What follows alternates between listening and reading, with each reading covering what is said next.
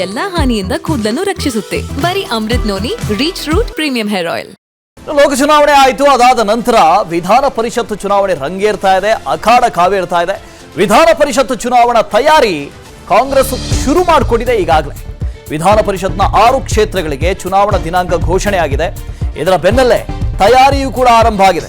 ಆಯ್ತಲ್ಪ ಲೋಕಸಭಾ ಚುನಾವಣೆ ಇನ್ನೇನು ಮುಗೀತು, ಇನ್ನು ಎಲೆಕ್ಷನ್ ಇಲ್ಲ, ಇನ್ನು ಬಹಳ ದೂರ ಇದೆ ಎಲೆಕ್ಷನ್ಸ್ಗಳು ಅಂತ ಅಂದುಕೊಂಡಿರುವಾಗಲೇ ವಿಧಾನ ಪರಿಷತ್ಗೂ ಕೂಡ ದಿನಾಂಕ ಘೋಷಣೆ ಆಗಿದೆ.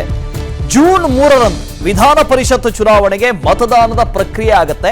ಹಾಗಾಗಿ ಈಗಾಗಲೇ ತಯಾರಿ ಆರಂಭ ಆಗಿದೆ. ಅಭ್ಯರ್ಥಿಗಳನ್ನ ಘೋಷಣೆ ಮಾಡಿರುವಂತಹ ಕಾಂಗ್ರೆಸ್ ಪಡೆ ತಯಾರಿ ಆರಂಭ ಮಾಡಿದೆ.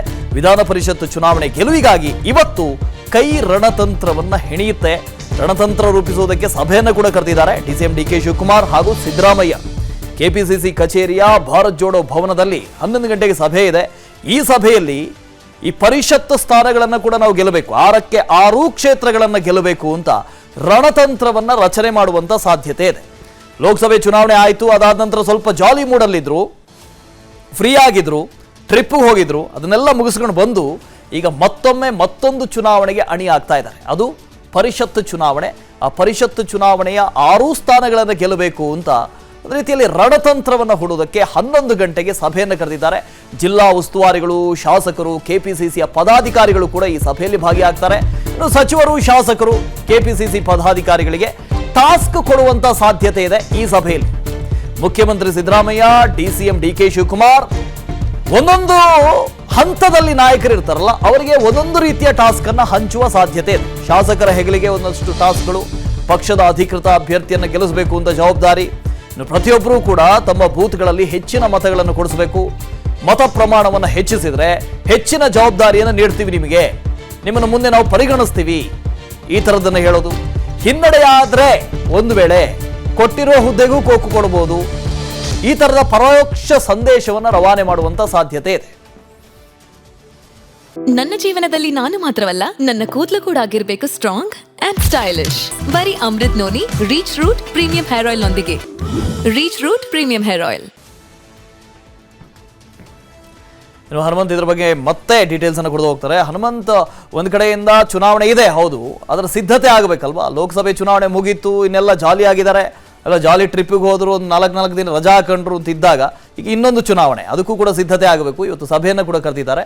ಏನೆಲ್ಲ ಜವಾಬ್ದಾರಿ ಹಂಚಿಕೆ ಮಾಡಬಹುದು, ಸಿದ್ಧತೆ ಹೇಗಿದೆ?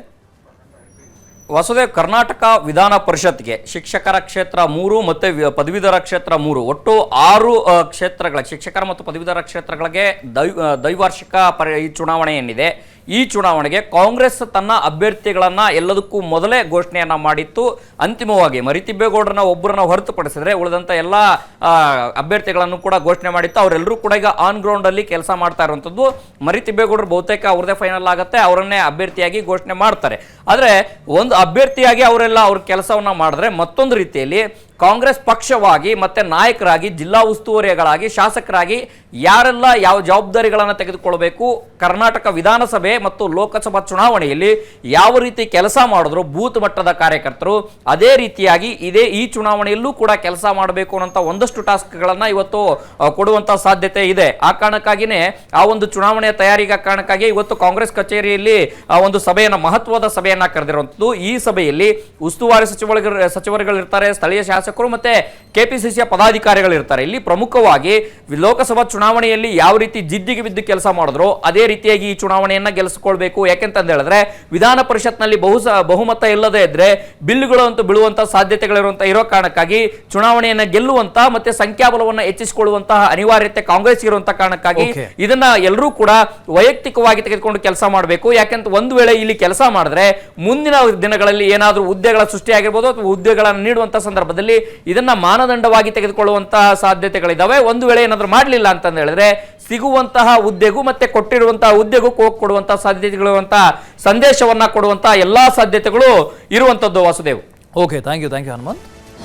ಅನುಕ್ಷಣದ ಸುದ್ದಿಗಳಿಗಾಗಿ Vistara news YouTube channel subscribe ಮಾಡಿ. ಹೊಸ ಸುದ್ದಿಗಳ ನೋಟಿಫಿಕೇಶನ್ಗಾಗಿ ಬೆಲ್ ಐಕಾನ್ ಕ್ಲಿಕ್ ಮಾಡಿ. ಲೇಟೆಸ್ಟ್ ಅಪ್ಡೇಟ್ಸ್ಗಾಗಿ www.vistaranews.com ವೆಬ್ಸೈಟ್ಗೆ ವಿಸಿಟ್ ಮಾಡಿ. ಅಂಗೈಯಲ್ಲೇ ಜಗತ್ತಿನ ಸುದ್ದಿ ತಿಳಿಯಲು Vistara news Kannada app download ಮಾಡಿ.